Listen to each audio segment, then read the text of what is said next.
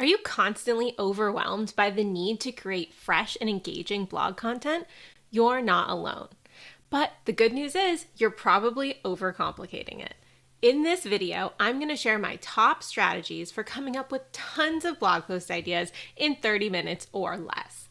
Once you have those ideas, all you need to do is hone them with a little keyword research and then schedule them into your content calendar. But coming up with the ideas in the first place does not need to be complicated.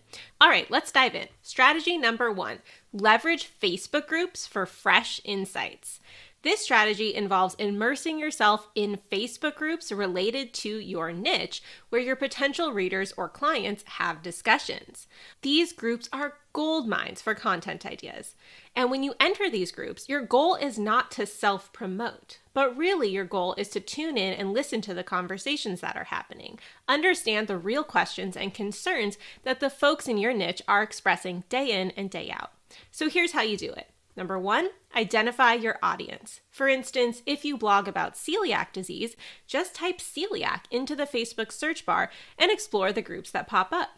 Number 2, observe and learn. Once you join a group, be a keen observer. It's not mandatory to actively engage, although building rapport can be an added advantage. Number 3, note down common themes. As you browse these groups, jot down recurring themes or questions that you see coming up. And then the last point is I want you to use their language. So when you're going about crafting your content later on, after you vet some of these ideas, I want you to make sure that you're mirroring the phrasing and the terminology that people are using in these groups. So this is going to ensure that you're answering the exact questions that these people are having in a manner that's really going to resonate with them. So your task is to spend just 5 minutes scrolling through a group that you've joined and list down 10 potential content ideas based on the questions and discussions that you see. To flesh this out, I actually went into a celiac disease support Facebook group that I'm a member of, and just in a few minutes, here are some of the real-life immediate content ideas that struck me. Number 1, tips for vegetarians with celiac disease. Number 2, ranking the top 10 gluten-free pastas. Number 3, guidance on replacing your kitchenware post-diagnosis. Number 4, understanding the need for gluten-free personal care products. And number 5, exploring the connection between celiac and other autoimmune diseases.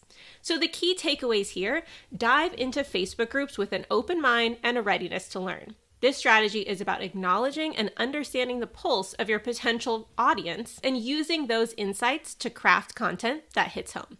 Strategy number 2 is similar. This involves diving into the depths of Quora and Reddit. So if you don't love Facebook, you don't want to have an account for whatever reason, don't worry, you can perform similar tactics on Quora and Reddit. Here's how you do it. First, join Reddit and browse niche subreddits. So on Reddit, subreddits are similar to niche Facebook groups. They are spaces where people go to discuss a common interest, except that on Reddit, you can be 100% anonymous. And similarly, you can head over to Quora.com, sign up for an account, and search for topics related to your niche there as well. Quora is a question and answer site, so someone will post a question and receive responses. So you can look for commonly asked questions in your niche on that website as well. So again, the whole point here is to identify key questions. Delve into these forums and find recurring questions or doubts or confusion points that seem to plague your potential readers. Utilize the questions you find as potential blueprints for future content. So your task, spend a little time on both of these platforms, Reddit and Quora, and just like with Facebook groups, make a list of 10 potential content ideas based on the questions and discussions that you encounter. These platforms can be a rich source of inspiration, offering insights into the exact information that your potential audience is seeking. So I went on to Reddit and Quora and typed in a few ideas. I think I looked up sports nutrition on these platforms, and some immediate ideas that caught my attention were decoding the difference between whey protein and creatine, the impact of alcohol on athletic performance, and a guide to the best snack foods for bodybuilders. So the key takeaways here, Quora and Reddit are amazing places to understand exactly what your target audience is keen on learning. These platforms not only offer a glimpse into the main concerns your people are having, but again, it shows you the language and the terminology that your potential readers are using as well, which can be incredibly useful later on when you go to do keyword research for your blog post. So it's all about hitting that sweet spot where you're answering the exact questions that people are having in their minds in a way that is both accessible to them and understandable because you're mirroring their language back to them.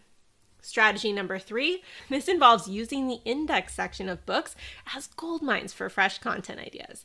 Here's how you do it. Number 1, dust off your books. I'm willing to bet that either on your bookshelf or in your Kindle, you have books that align with your niche. They could be nutrition textbooks, cookbooks, or even just trending books in your current field. I want you to grab one of those books and then explore the index section. So flip to the end of the book and just look at what's in the index. This area categorizes all the topics covered in the book. This is going to provide you with a comprehensive list of content ideas that you may not have explored yet. Then I want you to jot down potential topics. So as you browse through the index, make a list of topics that catch your eye and seem promising for your content strategy. So your task? Find a few books in your niche or download them to your Kindle or get them for free from the library and then flip to the index. What topics are these books covering that you haven't covered on your website yet? Add those to your idea list. Key takeaways, you are surrounded by a sea of ideas just waiting to be discovered in these books. So when in doubt, return to the basics. Open a book, flip through the index, and let inspiration strike. Strategy number 4, pick up on trends. I really believe that you should always have your finger on the pulse of what's happening right now in your industry. And there are a few ways that I like to keep up on trends that I'm going to share with you right now, and then show you how you can utilize that information for creating content on your website as well. So number 1, I want you to subscribe to relevant sources in your industry. So if you know of some websites that keep up on current trending news in your space, I want you to sign up for their RSS feed using a tool like Feedly. So this is a free tool where you can get all the new content published on someone's website listed out for you in a feed format. So you can get all the content from all the websites you'd like to follow in your Feedly feed reader for free. So this is a great way to stay up to date with your favorite blogs and follow the latest trends in your niche. And if you have a budget for this, you can also check out tools like Exploding Topics, which is created by Brian Dean, which documents the latest trends in a variety of industries. So you can become a free subscriber for Exploding Topics and get a small snippet of their trending topics emailed to you for free, or you can upgrade to the paid plan and get all of the trending topics sent to you right away. And this allows you to get a little head start on your competition if not everyone has started writing about these trending topics yet. Number 2, I want you to monitor trends with Google Trends. So Google Trends is a free tool. You can go to their website and gauge the popularity of different search terms and also see a historical graph of how the popularity has changed with time. So if you just search for Google Trends in Google, you'll be able to find that website right away. And number 3, I want you to keep up on social media. So be vigilant about trends on social media platforms and follow them to get an understanding of what is capturing the attention of your target audience right now. If you get lucky, you might spot a trend early and be one of the first people to create blog content on these trends. And you can get a nice pop of traffic from that if that content starts to rank. So your task, each week, I want you to browse your feeds and social media.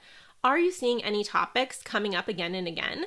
Popular recipes of the month, trending industry news you should cover? Add those ideas to your list.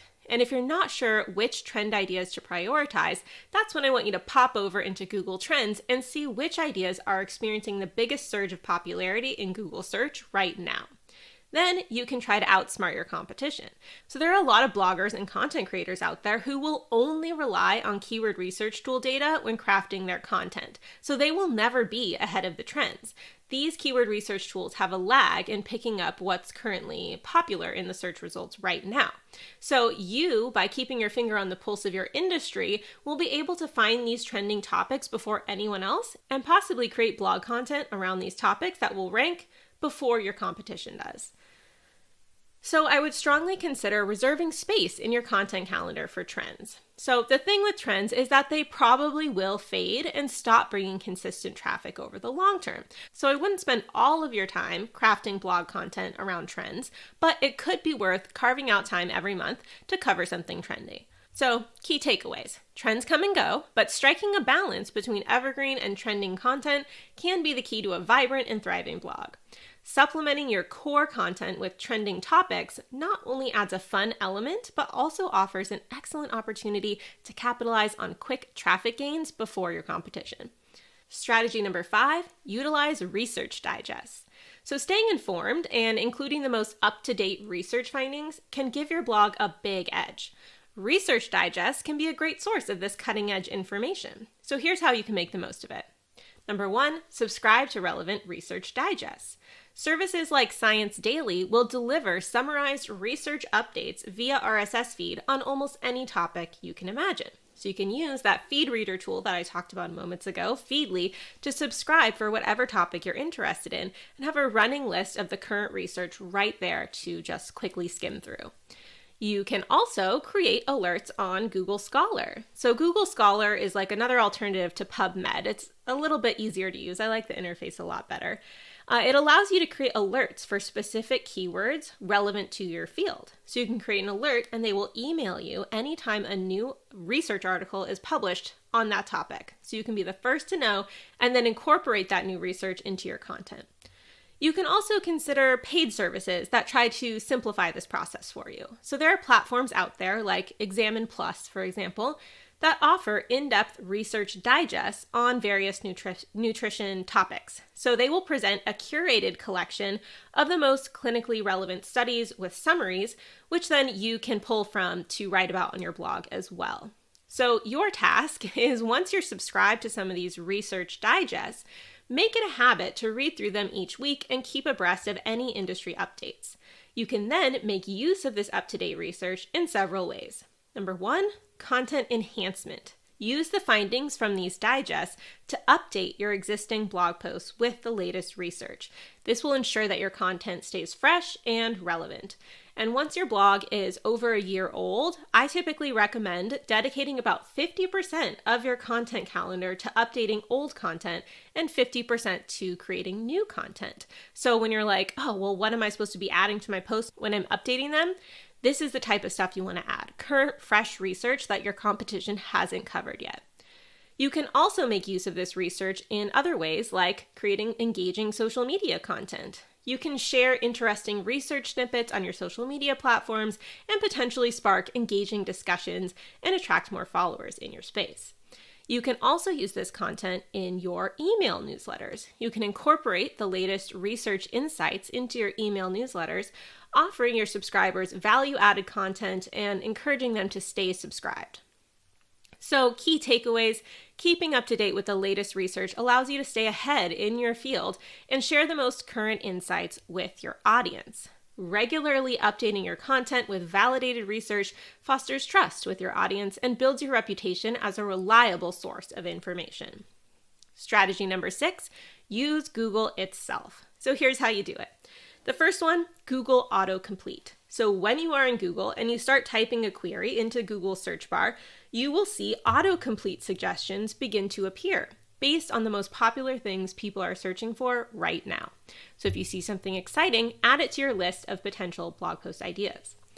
Number 2, check out the other searches area. So after you conduct a search and scroll down to the bottom of the page, you will find a section titled Others Searched or Other Searches. And this provides you with more popular search queries related to that initial thing that you searched for. So if you see any good ideas there, add them to your list as well. Third, check out the People Also Ask section. So in some search results, not all, but in some, you will find a section in the search results called People Also Ask, where Google displays other commonly asked questions related to whatever you searched for. So depending on how niche these questions are, you can either craft whole blog posts around these additional questions or include them as frequently asked questions inside the post that you're already working on for whatever topic that you Googled. And finally, consider branching out. So it is extremely common when you Google something to find not only blog posts in the search results, but also perhaps long form video, short form video, images, or maybe even web stories. They call these visual stories in the Google search results. So if you see other forms of content on a keyword that you're trying to rank for, consider branching out and creating additional forms of content around this topic to try to nab those placements in the search results as well. So your task, whenever you're looking for more content ideas, let the current Google search results and autocomplete function lead the way.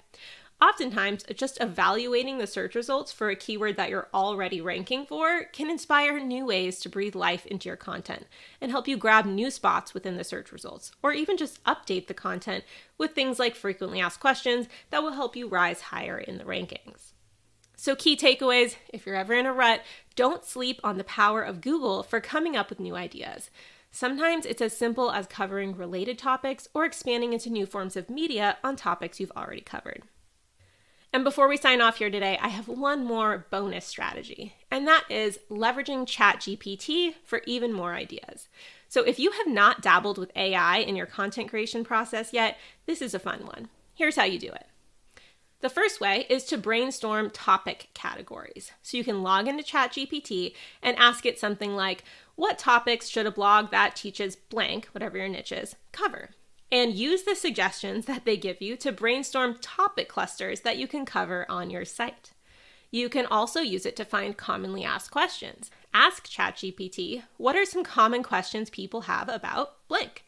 And then you can add any topics that you might not have already thought of to your idea list.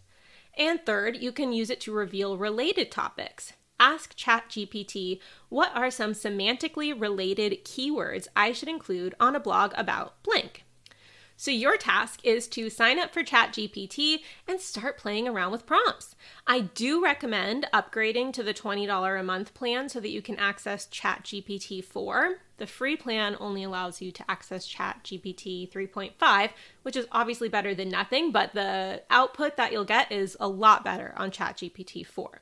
So the more specific you can get with your prompts, typically the better the output will be. And this is going down a huge rabbit hole, honestly. If you want to learn more about how to prompt ChatGPT, there's a whole emerging field in this industry called prompt engineering that you can look into. But the key takeaways here is to use ChatGPT or other AI tools that you might like for brainstorming topic ideas quickly. Try some of the prompts I just suggested, and then start making your own riffs. Okay, now that you have a bank of at least 30 potential content ideas, and hopefully you didn't spend more than 30 minutes doing this, you can delve into how to refine these concepts and create a content plan that will perform well in Google.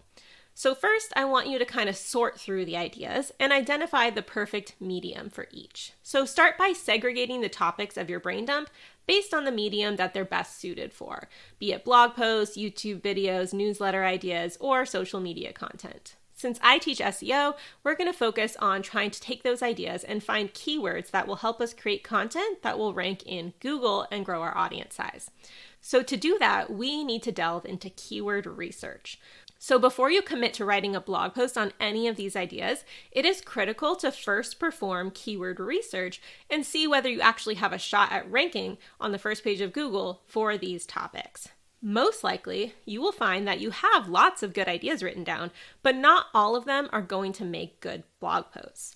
We need to use keyword research tools like KeySearch or SEMrush to find high volume, low difficulty keywords that relate to our ideas that we wrote down, so that the content that we create actually has a shot at ranking in the Google search results. If you write blog posts targeting keywords that are too difficult or that no one is actually searching for, you're not going to get the results that you're hoping for. For instance, if you specialize in prenatal nutrition and you want to write about the topic of prenatal vitamins, what I want you to do is input that phrase, prenatal vitamins, into the keyword research tool of your choice. This will generate a list of keywords related to the topic of prenatal vitamins. Then you can refine those results based on search volume and difficulty to try to cherry pick the best keywords you can write about that will actually rank and bring you traffic. If you don't know exactly how to do that, that's specifically what I teach inside my course, SEO Made Simple. So you can learn more about that and sign up if you're interested at SEOfreebie.com. And I don't want you to get discouraged if you are doing keyword research and you're finding that a large portion of your ideas aren't going to work for blog posts. Chances are you're gonna stumble across ideas for topics that are already dominated by huge authority websites in the search results. So you're probably not gonna have a good shot at actually ranking if you wrote about those topics. But don't be disheartened. These topics can still be useful for you.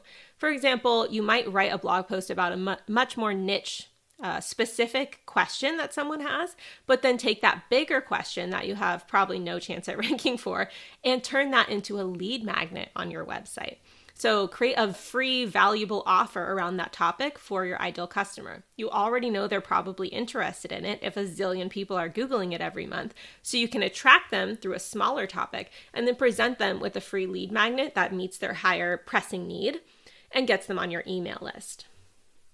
You can also utilize those topic ideas in emails or social media posts as well. But I don't want you to lose sight of the bigger picture of the purpose of your website. So the main reason your website exists is to serve your ideal reader and customer, sometimes even at the expense of potentially ranking in the search results. So if you come across a topic that you really feel is critical for your niche and you feel like your people need this information and you want to create a resource from you for your people, go ahead and create that cornerstone content on your website anyway. This can help you establish your topical authority, even if that content won't necessarily rank by itself in Google. And you can utilize those core pieces in other ways with your customers and audience. For example, maybe you work with clients and you get the same questions again and again. You can have resources on your website that you share with them when these questions come up, even if they're too difficult to rank for. Or perhaps you have cornerstone pieces of content or opinion pieces that you want to create and share with your audience via your newsletter to establish yourself as a thought leader in your space. So the last step here is going to be taking these ideas and putting them into your content calendar. So once you've identified the most promising candidates for your blog posts, slot these ideas into your content calendar, prioritized based on their SEO potential. Similarly, you can schedule the creation for other forms of content like social media content calendar, email newsletter calendar, etc., and have a clear roadmap for the coming weeks and months ahead in your business. Then you can honestly breathe a sigh of relief as you've ticked off this substantial task from your list. Now you have a reservoir of well-researched ideas at your disposal, ready to be crafted into engaging content pieces, all systematically scheduled to ease your mental load. And if you would like more guidance and feedback and hand-holding around this topic, I invite you to explore my course, SEO Made Simple. I will teach you step-by-step, literally everything for setting up your website, tracking your stats and progress, doing keyword research, coming up with your content calendar, writing blog posts that will rank, and becoming a trustworthy source of information in the eyes of Google. Plus, all the advanced techie stuff behind the scenes that is involved in creating a well-functioning website that will enhance your online business's reach. So now that you understand exactly how to come up with 30 or more blog post ideas in 30 minutes or less, get out there and do it. Brain dump your ideas in one document, refine them through keyword research, and then slot them into your content calendar. Then show up each week and create the content. And again, if you want to know more about how you can use SEO to grow your business and you'd like more information on my course, SEO Made Simple, you can watch my free training at SEOfreebie.com. Hope to see you there.